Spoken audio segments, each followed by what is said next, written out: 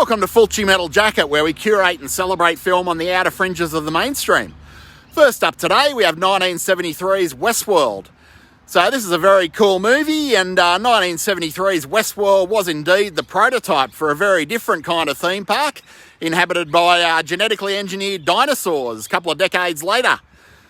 So Westworld's written and directed by Jurassic Park author Michael Crichton, who was in the director's chair for this one, and it's set in the not-too-distant future of 1983 at the time, which was a mere decade after the production of the film. And the hottest theme park on the planet is a place called Delos, where obscenely wealthy guests can live out their depraved fantasies in 3 simulated worlds. There's Roman World, of course, for this sort of concept. There's Medieval World, and then we have Westworld. Delos isn't a second-rate theatre restaurant like Dirty Dick's, inhabited by second-rate community theatre actors and bawdy Benny Hill-style humour.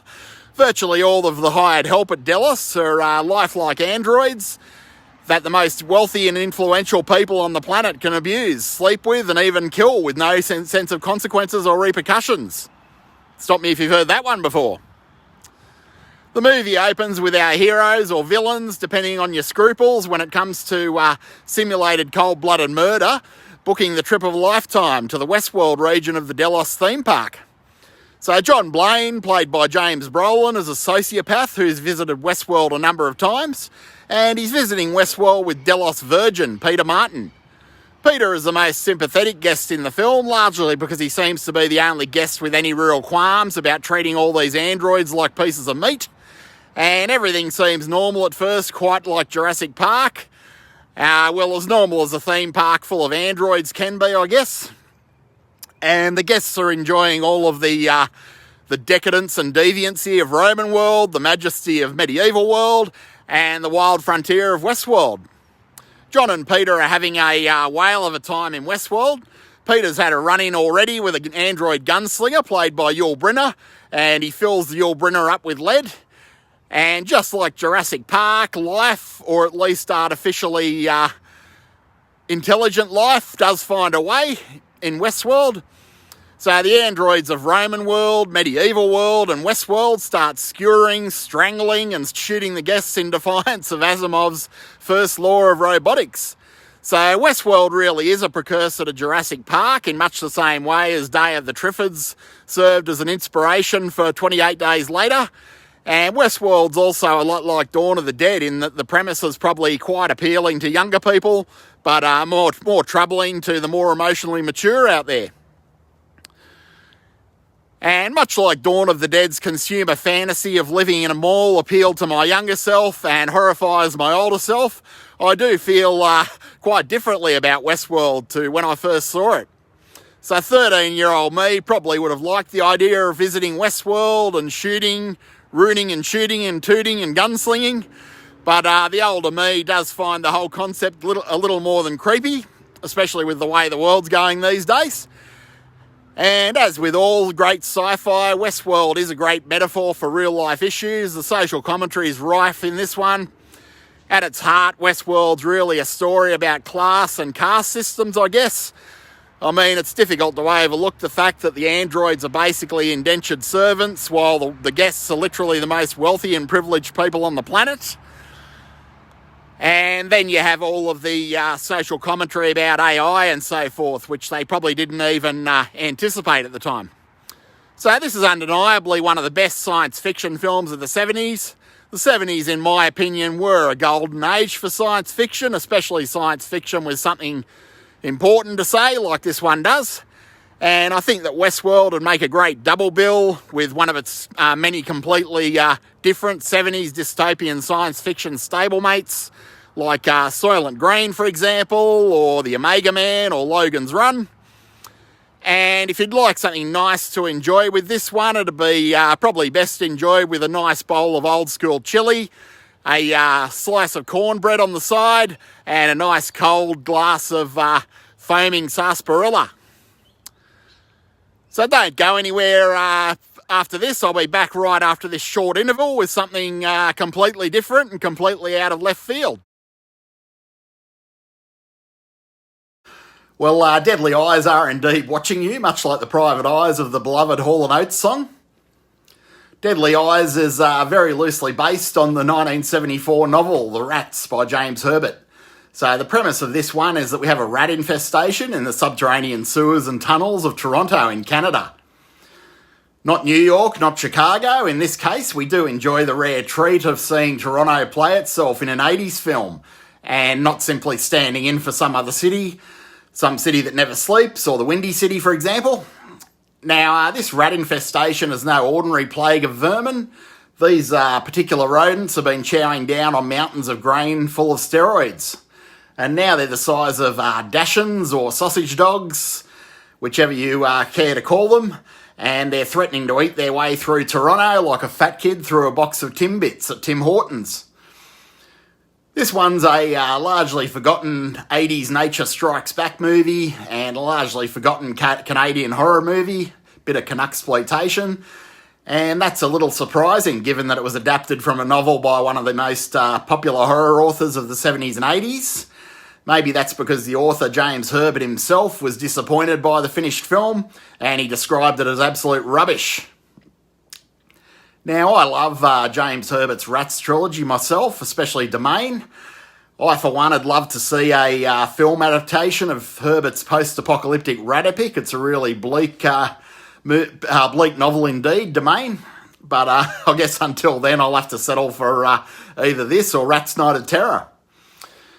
But I digress. I respectfully have to disagree with James Herbert on his opinion on this one.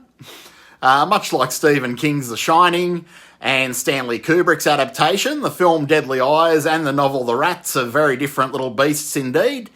So Deadly Eyes is a gritty, grimy little film. It's absurd, trashy fun, and it has that early 80s Canadian horror charm and warmth and sentimentality that I always love.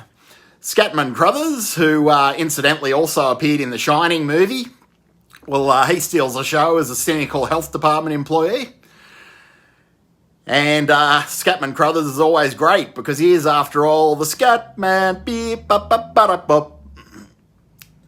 Director Robert Klaus also made Bruce Lee's final film, Game of Death, which is also playing in a theatre under siege from rats in this movie, just for a nice little touch by the director.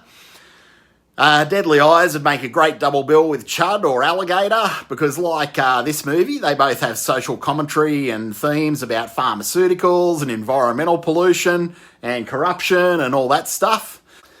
And if you're after something nice to enjoy with rats, The Rats or Deadly Eyes, probably a good food match, being a Toronto-made creature feature, would be some Tim Hortons. You might like to have some Timbits washed down with some black coffee in a -15 flurry of bad Toronto weather. Brings back all those warm and fuzzy Canadian feelings, if you know what I'm talking about. So I'll leave a link in the description to where you can see the trailer for this one, and hopefully I'll leave a link to the film itself. So that is Deadly Eyes, the adaptation of James Herbert's The Rats. And I'd also like to recommend James Herbert's Rats trilogy as well, because they're very cool and very worth your time. I enjoyed all those books immensely, and they were as entertaining as anything Stephen King's written.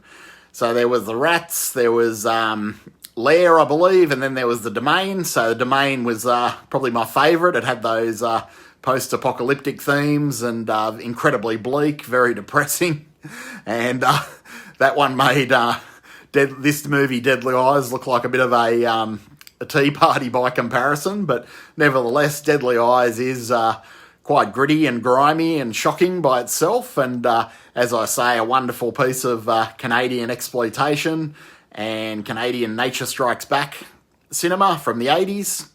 And as I said, it is a rarity in that it is set in Toronto rather than trying to pass Toronto off as New York or Chicago or somewhere else. And thanks again for joining me here on Fulci Metal Jacket. If you're returning, if it's your first time and you're enjoying what you're seeing, please like, share and subscribe. So I always enjoy a good biopic, and quite often the less consequential the people in the biopic are, the more interesting the film tends to be. And as is the case with this one, which is 2023's Blackberry, which follows the rise and fall of the innovators and opportunists behind the quirky forerunner to the iPhone. So Blackberry starts with a couple of tech geeks trying to shop around the concept of a gadget that functions as a cell phone, a pager, and an email. Now, these boys might be tech savvy, but sales and marketing aren't exactly their strong suit. The company that they've founded is in dire straits, and they just aren't emotionally equipped enough to navigate the shark-infested waters of tech startups and of coffee being for closers.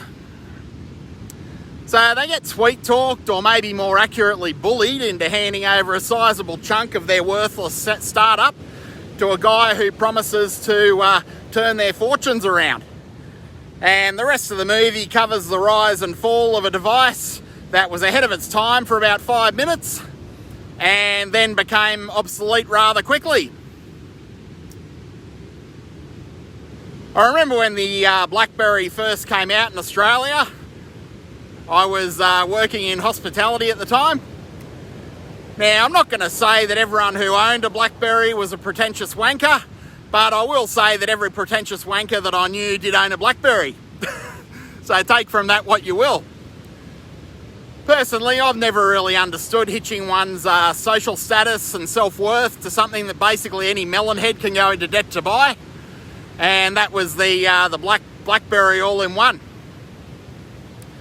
It just never made any sense to me. People that do tie status to anything that didn't have any real barrier for entry, aside from cash or a good line of credit, which is unfortunately the case all too often when you see a nice car or nice clothes or nice technology. It's all a bit weird to me. But anyway, the Blackberry was the first device to dupe people into checking work emails in their own time. So I guess that was progress. But I'm getting a little off track. This is a pretty cool little biopic about a moment in time that was very fleeting, to say the least. It was a bit like the whole .com bubble in a way. So it was very hyped, the old Blackberry. It was going to change the world, then it was gone like a fart in a dust storm. So this movie would make a pretty good double bill with Tetris from the same year. Just to give you a bit of a rise and fall story of something tech related to bring you down, followed by something that didn't become obsolete to bring you back up again. I still enjoy playing Tetris, and proudly I've never owned a Blackberry, so take from that what you will. Something nice to accompany watching Blackberry might be some good mediocre shopping mall food court sushi and a bottle of Perrier. Those are classic early 2000s tech bro cuisine, in my opinion. So all in all, this movie's an interesting account of an early 2000s curio. I'll link to the trailer in the description, where I always try to do that. And I'll try and link to where you can watch in the description. Thanks for joining me today on Fulci Metal Jacket. If you did enjoy this content, please like, share and subscribe. And I do look forward to seeing you next time.